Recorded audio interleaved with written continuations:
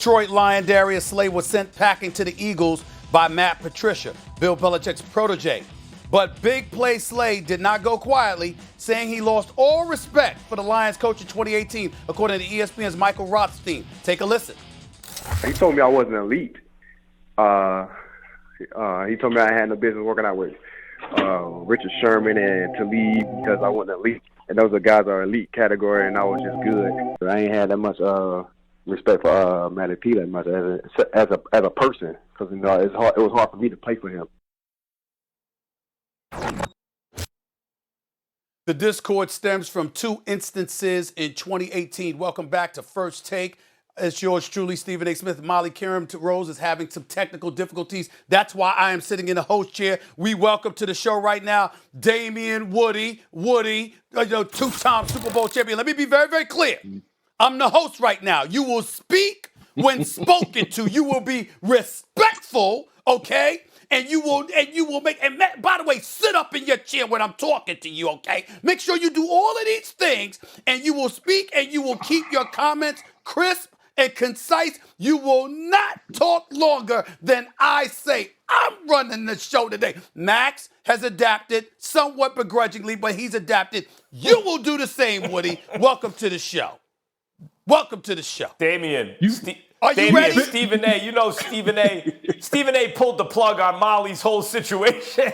Stephen A. snuck to Molly's undisclosed location and pulled the plug just so he could do this to us.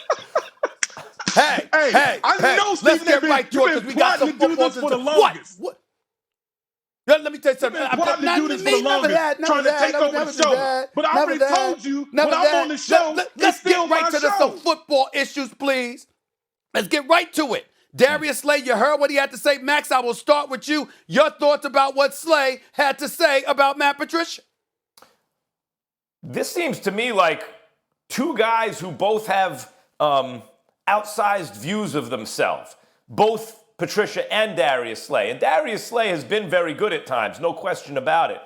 But that helps a player oftentimes. When a player has a big ego about himself, so long as he can fit within a team concept, that helps him. Stephen A., I think about an individual sport like Deontay Wilder, right? I know he's coming off a loss, but for the longest, it wasn't just that he could punch, it's that he viewed himself as champion, as great, as special, and that becomes a self-fulfilling prophecy. And I think that's the case with a lot of top players. So even if Patricia thinks that Darius Slay needs some humility and needs to understand really where he fits in, and he's not quite at the upper level, maybe not anymore if they thought he lost half a step or something, I don't really know that that's productive, but okay, that's what it's from Slay's point of view. From Patricia's point of view also, he seems to not really have a sense of self. Who's Matt Patricia as a head coach? You know, it's one thing to, and that's why Slay could say I didn't really respect him, because the stuff you did with Belichick accrues to Belichick's greatness. What have you done as a head coach that gives you standing to talk to a player who does have standing in the league like that? So I think this is really an issue of two people, both in Slay and Patricia, who have kind of outsized versions of themselves. The difference is, in Slay's case, it can be productive. In Patricia's case, I would think it's counterproductive if he comes off that way to players without his bona fides to back it up. Woody, you may speak. Go ahead. Well, listen, man, I think what happens with a lot of guys that come from this Belichick tree, man, is they literally try to take the Patriot way, the Patriot culture, uproot it and take it wherever they are. And I've had a discussion with many people. It doesn't work that way. If you can't learn to be yourself and build your own culture, 9 times out of 10, you're going to fail. And I think that's what we're seeing in Detroit right now. Matt Patricia wants everybody to be cookie cutter. He wants everybody to be similar to how it was in New England. But I think the real coaches knows how to adapt to different personalities. Bill Parcells was the master of it with the New York Giants back in the 80s. So you come from the New England Patriots organization, you try to do it that way, and then guys aren't buying in. Because you know what makes guys buy in? winning football games. Okay, Jim Caldwell, his last year went 9-7. Matt Patricia in 2 years in Detroit has only won 9 games. So how can you expect a guy like Darius Slay to buy in when the results aren't there on the field? And when Darius Slay doesn't buy in as one of the best players in the organization, then guess what's going to happen? A lot of other guys on that roster, they're not going to buy in as well. Well, the interesting part about what you're saying, Woody, is that, listen, in the 2 years that Matt Patricia has been in Detroit, he's 9-22-1. 9-22-1. By the way, I won't even get into his hairdo, how haggardly dressed he looks half the time. He doesn't look like a professional at all. He really, really needs to clean himself up. Max, I would suggest a trip to Brioni or Tom Ford or something.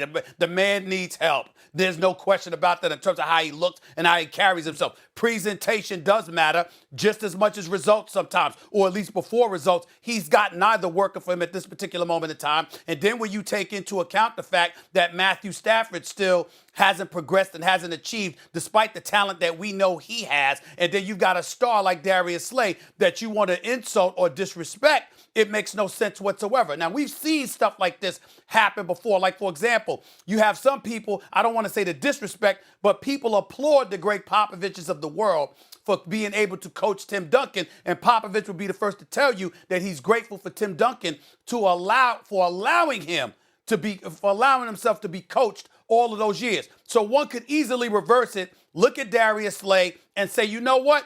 What about being coached? The problem is a guy like Matt Patricia doesn't necessarily have the cachet, and you have assistants who walk in the jobs believing that they have cachets because of what they did as assistants, not recognizing the fact that the people who usually get the most credit is the head coach. The rare exception is somebody like a Buddy Ryan when Mike Ditka won the Super Bowl as head coach of Chicago in 1985, and both him and Buddy Ryan got carried off the field because the defense was considered separate and apart from everything else. But that is incredibly, incredibly rare in the National Football League, and nobody brings that up. Having said all of that, Woody, my question to you would be this. What do you think Darius Slay is going to do for the Philadelphia Eagles now that he no longer has the excuse of despising his coach in Detroit? Because that's not going to be the case in Philadelphia, obviously, with Doug Peterson.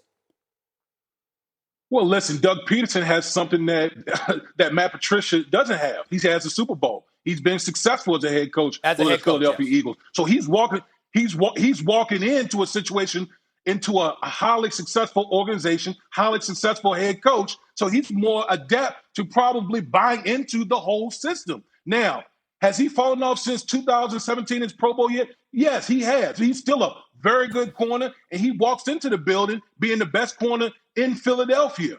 So I think this is two totally different situations between Detroit and Philadelphia. And importantly, you know who he does work against? Amari Cooper. And it's not like Odell is in New York anymore. So when you start looking at the NFC East, his best matchup is his chief rival's best player right now. So that works for Philadelphia. Stephen, I want to address something you said about coaches. And this is not my original point. And the Lakers beat writer who made this point can DM me later so I can shout him out because I'm forgetting who said this, going back about 5 years. The difference between Mike D'Antoni and Phil Jackson, Stephen A., is when D'Antoni didn't have his star buy in, his attitude on the Lakers that year was like he just threw up his hands. Well, the guy won't buy in that case, Kobe Bryant. Phil Jackson would think of a way into the star's psyche. Now, I know football and basketball are different, but there's a big difference between a coach who says my way or the highway and forget this guy or whatever, and a coach who not only gets the talent in place, but then says, how do I best use what I have? Because in the end, as was famously said, you are what your record says you are. I predict Slay will be much happier in Philadelphia. Yeah, Damian, but Max, Woody, I was saying that to interject. I'm actually giving you permission to interject. You didn't ask for it. Make sure you ask next time, but you may interject. Let me tell you something. Let me tell you something. Just because you running this show don't mean you run me. All right, so let's make that real clear right now. You What? see the type of shirt I got on. I got no Didn't you hear tie. Max I got, tell you what got I a did to plaid Molly's shirt on microphone? right now, and I'm Didn't you hear I'm that? sitting at the crib. What? Did you hear what I did to her microphone? Do you want that to happen to you? Do you want to be talking over the airwaves Damien, and he'll nobody unplug hears you? You better watch your mouth. Yeah, whatever. You're not gonna do anything over here. Believe that. Anyway, by the way, Now, what I was let gonna me say this. hold on. I'm not finished talking. Oh, I wasn't Okay? aware. I'm I not wasn't finished aware. talking. Watch your tone. Now, Watch Matt, your tongue. now Watch your listen, tongue. when you bringing up D'Antoni, that's why I brought up Parcells, because it doesn't matter the sport. The elite head coaches know how to play the psychological aspect because you're dealing with so many different personalities on the team. That's what I'm talking about with Matt Patricia. You can't just uproot the culture and think that it's just going to work. You got to be able to deal with all the different personalities. I Right. totally Now, agree Stephen with A., that. you I'm can of the talk. mindset too. I'm of the mindset. You better watch your mouth, man. Step back, lean back, man. Lean back. How about that? Here's the deal. You lucky When I I'm look not at the gonna drink my Philadelphia Eagles, coffee. this defense, if this defense improves with what we've been saying about Carson Wentz, assuming that they're not going to be just decimated with the injuries that decimated them last year, even though they still managed to get to the playoffs despite all of those things, I think this could be a significant upgrade for the Philadelphia Eagles. We'll wait and see. Before I go to break, go to bump.